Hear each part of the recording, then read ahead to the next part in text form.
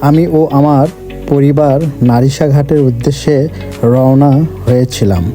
সকালের আলো নরম, বাতাসে হালকা ঠান্ডা আর পথের পাশে সারি সারি গাছ, সবুজের সমারোহ যেন আমাদের যাত্রাকে স্বাগত জানাচ্ছে। জানালার বাইরে চোখ রাখতেই মনে হচ্ছিল আজকের দিনটা অন্যরকম হবে। কিছু সিদ্ধান্ত পরিকল্পনা করে নেওয়া যায়, আর কিছু সিদ্ধান্ত হৃদয় থেকে হঠাৎ করে চলে আসে। সেদিনও ঠিক তেমনি একদিন ছিল। আমি, আমার প্রিয় বন্ধুরা, আমরা সবাই একসঙ্গে দিনাজপুর পলিটেকনিক ইনস্টিটিউটে একসঙ্গে পড়াশোনা করতাম।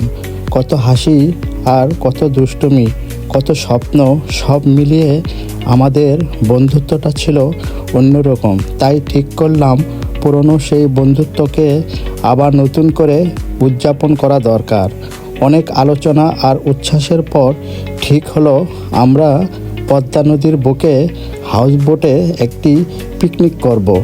গন্তব্য নির্ধারণ করা হলো জ্যোৎস্নার গল্প হাউসবোট। নামটার মধ্যেই যেন একরাশ রোমাঞ্চ আর স্বপ্ন লুকিয়ে আছে। জ্যোৎস্নার গল্প। এভাবেই শুরু হলো আমাদের এক স্মরণীয় দিনের যাত্রা। প্রকৃতি, বন্ধুত্ব আর আনন্দের সঙ্গে ভরা, যা মনে হবে সারা জীবন। অবশেষে আমরা নারিশাঘাটে পৌঁছালাম। আমাদের নির্ধারিত হাউসবোট আমাদের জন্য অপেক্ষা করছিল, যেন সব কিছু আগে থেকেই আমাদের জন্য সাজানো। দূরে দেখলাম আমার সহধর্মিণী সবাইকে আনন্দে স্বাগত জানানোর জন্য দোলনায় দোল খাচ্ছিল। মুহূর্তটাই ছিল আনন্দ আর উত্তেজনায় ভরা, যেন আমাদের পিকনিকের গল্প এখান থেকেই শুরু হয়ে গেছে। আমি ধীরে ধীরে হাউসবোটের কাছে পৌঁছালাম। ঢেউয়ের হালকা শব্দ আর নদীর শান্ত পরিবেশ মনে করাচ্ছিল আজকের দিনটা একেবারেই বিশেষ। হাউসবোটের সিঁড়ি ধরে উঠতে উঠতে উত্তেজনা আরও বাড়ছিল। ঢেউয়ের নড়াচড়া আর হালকা বাতাস যেন আমাদেরকে স্বাগত জানাচ্ছিল। হাউসবোটে ওঠার সঙ্গে সঙ্গেই দেখা গেল বন্ধু ও তাদের পরিবারগুলো আমাদের অপেক্ষায় আছে। সবাই একে অপরকে দেখে আনন্দে হাসছে, কোলাকুলি করছে। মুহূর্তটা যেন সময় থেমে গেছে। পুরনো স্মৃতি আর নতুন আনন্দ একসঙ্গে মিশে গেছে। আমাদের পিকনিকের যাত্রা আবার নতুন করে শুরু হলো। প্রকৃতি, বন্ধুত্ব আর আনন্দের এক অসাধারণ দিনের সঙ্গে। এই মুহূর্তগুলো মনে থাকবে আজীবন। সকালের ওয়েলকাম ড্রিঙ্কস ও নাস্তা শেষ করার পর যাত্রা শুরু করলাম। আমার এবং আমাদের বন্ধুদের সহধর্মিণীরা এবং সবার পরিবার সহ আড্ডায় মেতে উঠেছিল। হেসে খেলে গল্পগুজবের মাঝেই ভাবিরা বালিশ খেলায় অংশ নিল এবং ছোটদের সঙ্গে মজা করল। মুহূর্তগুলো আনন্দে ভরে উঠেছিল, যেন নদীর ঢেউ আর হাওয়া আমাদের আনন্দকে আরও উজ্জ্বল করে তুলছিল। দেখতে দেখতেই আমরা বিশাল পদ্মা সেতুর কাছে পৌঁছালাম। দূরের আকাশ আর নদীর সঙ্গে মিশে গেছে এই সেতুর রূপ। একটি বিশাল নির্মাণ, যার নকশা আর সৌন্দর্য চোখে সরাসরি জাদু ছড়াচ্ছিল। হালকা হাওয়া আর সূর্যের কোমল আলো নদীর জলে প্রতিফলিত হয়ে তৈরি করেছে এক অপূর্ব ছায়ার মেলা। আমার ছোট ভাই এবং আমার আত্মস্বজনও আমার সঙ্গে ছিল। তারা উচ্ছ্বাসে উড়ে বেড়াচ্ছিল, ছবির জন্য পোজ নিচ্ছিল এবং নদীর প্রান্তিক দৃশ্য উপভোগ করছিল। আমাদের হাসি, আনন্দ এবং উচ্ছ্বাস মিলিয়ে এই মুহূর্তটি হয়ে উঠল এক স্মরণীয় অভিজ্ঞতা, যা মনে থাকবে সারা জীবন। পদ্মা সেতুর উপর দাঁড়িয়ে আমরা সবাই অনুভব করলাম প্রকৃতির এবং মানুষের নির্মাণের মিলন কেমন অসাধারণ। এই দৃশ্য যেন আমাদের ভ্রমণের গল্পে এক নতুন অধ্যায় যোগ করলো। পদ্মা সেতুর বিশালতা আর সৌন্দর্যে মুগ্ধ হওয়া শেষ হতে না হতেই শুরু হলো আসল হুল্লোড়। সেতুর উপরের সেই স্নিগ্ধ হাওয়া আর চারপাশের দৃশ্য আমাদের সবার মনটা এক নিমিষেই ভালো করে দিয়েছিল। কিন্তু আসল চমক ছিল এখনো বাকি। বড়দের আড্ডা আর ছোটদের দাপাদাপি। সেতুর সৌন্দর্য উপভোগ করার পর আমাদের ভাবিরা আর ছোটদের দল মেতে উঠেছিল অন্য এক খেলায়। বাঁধ ভাঙা সেই আনন্দ আর বাচ্চাদের ছোটাছুটি দেখে মনে হচ্ছিল আমরাও যেন কৈশোরে ফিরে গেছি। পদ্মা পাড়ের সেই খোলা বাতাসের খেলার আনন্দটাই ছিল অন্যরকম। পুরো খেলাটায় পরিচালনায় দায়িত্ব ছিল আমাদের প্রিয় বন্ধু সবুজ ও মণি। দিনটা সবুজের জন্য ছিল অন্যরকম। নাম তার সবুজ হলেও সে আজ সেজে এসেছিল টকটকে হলুদ পাঞ্জাবিতে। হাসি, গান আর খুনসুটিতে ভরা এই দিনটি আমাদের স্মৃতির পাতায় অমলিন হয়ে থাকবে। পদ্মা সেতুর সৌন্দর্য হয়তো চোখ জুড়িয়েছে, কিন্তু আমাদের বন্ধুবান্ধব এবং আত্মীয়স্বজনদের সাথে কাটানো সময় এই অমূল্য সময়গুলো মন ভরিয়ে দিয়েছে।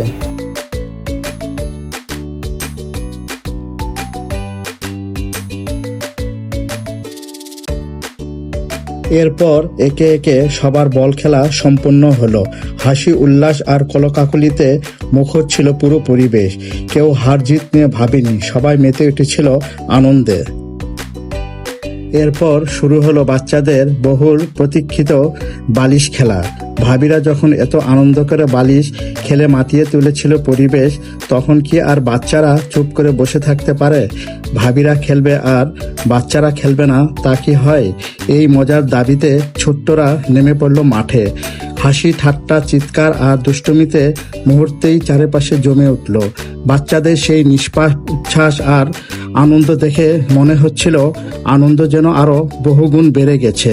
সত্যি বলতে তাদের এই প্রাণখোলা অংশগ্রহণ পুরো আয়োজনটিকে আরও বেশি প্রাণবন্তর ও স্মরণীয় করে তুলেছিল। এরপর আমরা পৌঁছে গেলাম চরে জানাজা ঘাটে। সেখানে আমাদের হাউসবোট কিছু সময়ের জন্য বিরতি নিল। চারপাশের বিস্তীর্ণ পদ্মা, খোলা আকাশ আর নীরব প্রকৃতি সব মিলিয়ে এক অন্যরকম শান্ত অনুভূতি। সুযোগটা হাতছাড়া না করে আমরা সবাই নেমে পড়লাম পদ্মার ঠান্ডা শীতল পানিতে। বন্ধুরা মিলে আর বাচ্চাদের হাসি খুশির কলতানে শুরু হলো আনন্দ গোসল পর্ব। পানির ছিটে, হাসির শব্দ আর উচ্ছ্বাসে মুহূর্তগুলো হয়ে উঠেছিল দারুণ প্রাণবন্ত। গোসল শেষে বন্ধুরা মিলে শুরু হলো ভলিবল খেলা। বল হাতে নিয়ে যেন হঠাৎই ফিরে গেলাম 1999 সালের সেই ইঞ্জিনিয়ারিং পড়ার দিনগুলোতে। মনে হচ্ছিল সময়টা থমকে গেছে। না আছে আমাদের দায়িত্ব, না আছে কাজের চাপ, শুধু বন্ধু, হাসি আর নির্ভেজাল আনন্দ। সত্যি সেই মুহূর্তগুলো আমাদের আবারও মনে করিয়ে দিল বন্ধুত্ব আর স্মৃতির কোনো নির্দিষ্ট বয়স হয় না। ভলিবল খেলতে খেলতে যখন আমরা সবাই একেবারে ক্লান্ত, তখন আর উপায় না দেখে আবার ঝপাঝপ নেমে পড়লাম পদ্মার শীতল পানিতে। ভাবলাম একটু ঠান্ডা পানিতে ধাপাধাপি করলে ক্লান্তি উধাও। কিন্তু গোসল করতে গিয়েই ঘটল এক মজার আর আশ্চর্য ঘটনা। হঠাৎ পায়ের কাছে কিছু একটা নড়াচড়ায় টের পেলাম। নিচে তাকিয়ে দেখি, আরে ছোট্ট একটি ইলিশ মাছ। পদ্মার বুকে ইলিশ পাওয়া তো অস্বাভাবিক কিছু নয়, কিন্তু নিজের পায়ে কাছে এমন অতিথি ভিআইপি হাজির হবে সেটা কখনোই ভাবিনি। মাছটাকে নিয়ে শুরু হয়ে গেল বন্ধুরা মিলে দারুণ ঠাট্টা আর মশকারা। কেউ বলল, ওয়াও, ইঞ্জিনিয়ারিং লাইফের পর এবার জেলেও নাকি আমি হতে চলেছি। কেউ বলল, আজকের ডিনারের ব্যবস্থা তো হয়ে গেল। ছোট্ট সেই ইলিশকে ঘিরে হাসি তামাশায় মুহূর্ত জমে উঠেছিল এক সুন্দর পরিবেশ। মাছটানা যত না ছোট, আমাদের আনন্দ তত বড় হয়ে উঠেছিল। সত্যি বলতে পদ্মার সেই ঠান্ডা পানিতে এক টুকরো ইলিশ আর আমাদের আনন্দে যেন বাড়তি মশলা যোগ করেছিল। এরপর শুরু হয়ে গেল দুপুরের খাওয়া দাওয়ার পর্ব। খাবারের তালিকায় ছিল একেবারে খাঁটি বাঙালির আয়োজন। গরম ভাত, ডাল, ভাজি, মাছ, মাংস সব মিলিয়ে এক রাজকীয় ব্যবস্থা। সুগন্ধেই যেন মন ভরে যাচ্ছিল। পদ্মার পাড়ে হাউসবোটের ছাদে বসে খাওয়ার সেই অনুভূতি ছিল সত্যিই অন্যরকম। চারিদিকে নদীর বিস্তীর্ণ জলরাশি, মাথার উপর খোলা ছাদ আর মাঝে মাঝে বয়ে যাওয়া শীতল বাতাস, সব মিলিয়ে যেন প্রকৃতির মাঝেই এক উৎসবের ভোজ। খাবারের স্বাদ ছিল দারুণ, কিন্তু তার থেকেও বেশি ছিল একসাথে বসে খাওয়ার আনন্দ। কেউ গল্প করছে, কেউ ছবি তুলছে, কেউ আবার মজার মন্তব্যে সবাইকে হাসিয়ে দিচ্ছে। মনে হচ্ছিল এ শুধু খাওয়া নয়, এ যেন বন্ধুত্ব, ভালোবাসা আর স্মৃতিকে একসাথে ভাগ করে নেওয়ার এক সুন্দর মুহূর্ত। পদ্মার বুকে ভেসে প্রিয় মানুষের সাথে এমন নির্ভেজাল দুপুর সত্যি জীবনের সেরা স্মৃতিগুলোর একটি হয়ে থাকবে। দুপুরের ভোজ শেষ করে শুরু হলো পুরস্কার বিতরণী পর্ব। ভাবি ও বাচ্চাদের একে একে ডাকা হচ্ছিল নাম ধরে। ছোট ছোট মুখে তখন টানটানা উত্তেজনা, আর বড়দের চোখে মিষ্টি হাসি। যেই মঞ্চে উঠেছে সবার করতালিতে মুখর হয়ে উঠেছিল চারপাশ। পুরস্কার হাতে পেয়ে সবার আনন্দ দেখার মতো ছিল। কেউ লাজুক হেসে নিচ্ছিল, কেউ আবার গর্ব ভরে ছবি তুলছিল। আসলে পুরস্কারের মূল্য যতটা ইম্পর্টেন্ট, তার চেয়েও বেশি ছিল ভালোবাসা আর অংশগ্রহণের আনন্দে। পুরস্কার বিতরণী শেষ হতেই আমরা রওনা দিলাম নারিশাঘাটের এক পাশের নিরিবিলি চরে। চারপাশে খোলা আকাশ, নরম বালি আর নদীর শান্ত স্রোত একেবারে খেলাধুলার জন্য আদর্শ পরিবেশ ছিল। সেখানে গিয়ে শুরু হলো আমাদের বন্ধুদের বহুল আলোচিত হাড়ি ভাঙ্গা খেলা। আমার ভাই সুমন চোখ বাঁধা অবস্থায় দারুণ আত্মবিশ্বাস নিয়ে এগিয়ে গিয়েছিল।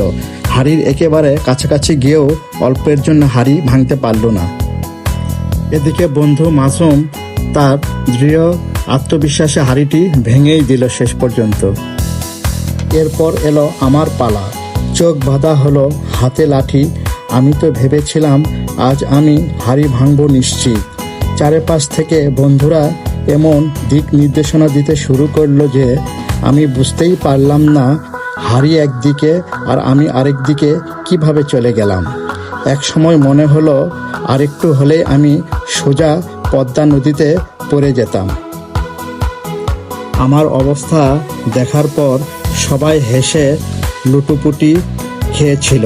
মনে হচ্ছিল পুরা চরই যেন আমার দুঃখ আর কাণ্ড দেখে হেসে উঠেছে। এরপর একে একে সব বন্ধুরা হাড়ি ভাঙ্গা খেলা শেষ করলাম।